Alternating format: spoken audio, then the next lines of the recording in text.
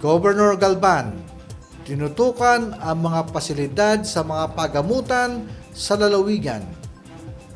Nagbabalik, Sinag Espinosa. Personal na tinungo ni Governor Galban ang Dingalan District Hospital matapos mag-viral ang mga hinaing ng netizens hinggil sa serbisyo ng pagamutan kamakailan.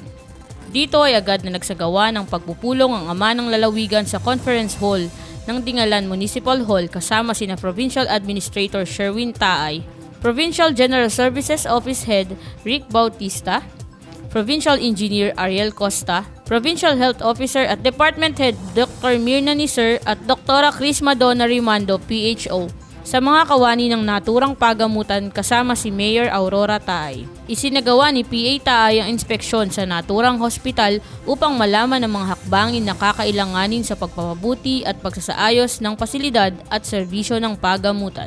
Nilinaw ni Governor Galban na higit sa lahat dapat maging prioridad ng lahat ng kawani ng mga pagamutan ang kapakanan ng bawat pasyenteng nagtutungo sa pasilidad bilang parte ng mandato ng hospital na magbigay ng nararapat na serbisyo higit pa sa pagiging empleyado bagkus ay bilang tao na may simpatya sa masa.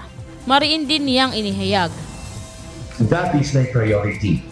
We will give you everything. If I need to cut funds from other programs non-related to health, I will.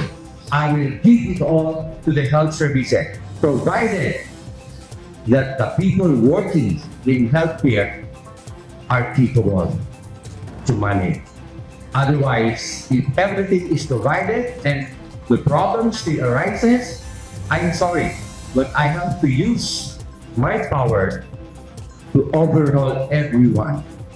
And if it is necessary to take out everyone and replace new ones, we will do it for the sake of the health services. Dagdag naman ni PA Taay na ang puso ng serbisyo ng administrasyon ni Governor ay ang health services, kaya naman agaran ng tugon na nais nito pagdating sa issue ng kalusugan. Kaugnay nito, nauna nang binisita ni Governor Galban ang Aurora Memorial Hospital upang isaayos ang mga staffing pattern at budget ng pagamutan, matugunan ng kakulangan sa supply ng gamot at alamin ang kalagayan ng mga bagong pasilidad, medical equipment tulad ng CT scan at iba pa. Nakatakdaring bisitahin ng punong lalawigan ang Kasiguran District Hospital na lubhang napinsala ng Bagyong Uwan. Gayon din ang Maria Aurora Community Hospital.